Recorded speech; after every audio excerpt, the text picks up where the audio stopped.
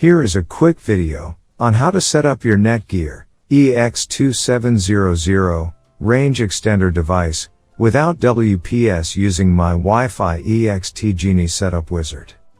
So without wasting any time, let's dive into the video.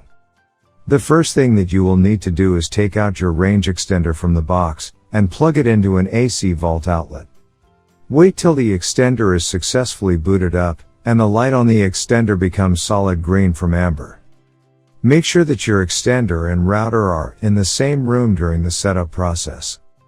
Once it's turned solid green, we can now head toward our laptop and begin configuring our Netgear Range Extender EX2700. You can use any browser you like, such as Internet Explorer, Chrome, Safari, Opera Mini. It's time to open your preferred web browser. Go to mywifiext.net if on Windows device or mywifiext.local if on Apple device. In case using an Android device, go to 92.168.1.250. A screen appears in front of you, and now click on the new extender setup that leads you to a new page, where you will need to create a new account in order to install your extender, and this page is called the Netgear Genie Smart Wizard. Now fill in all the necessary details such as a valid email address, password, and once you are done, click on the next button. Now you have two choices, as you can either set up your range extender device as a range extender or as an access point.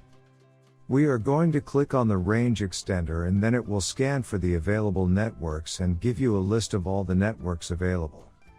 Before heading ahead into the video, in case you are facing any issue with your Netgear range extender device, get in touch with our Netgear experts.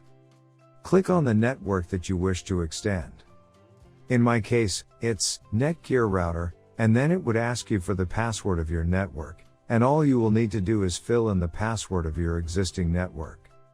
And click on the next. In case if the Wi-Fi password that you just typed in is correct, then your extender will establish a connection between your extender and router. It also allows you to use a different password or use the same password or none at all.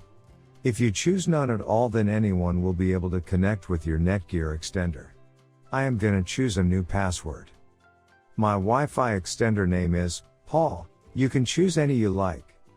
Now we are successfully done with setting up our Netgear EX2700 range extender. Now go to our taskbar and connect to our newly set up Paul range extender. And open up our browser, and Google appeared, which means our extended network is working. Thanks for watching, and don't forget to smash that like button and hit the subscribe button so that you don't miss any of our videos, and in case face any problem, get in touch with the experts.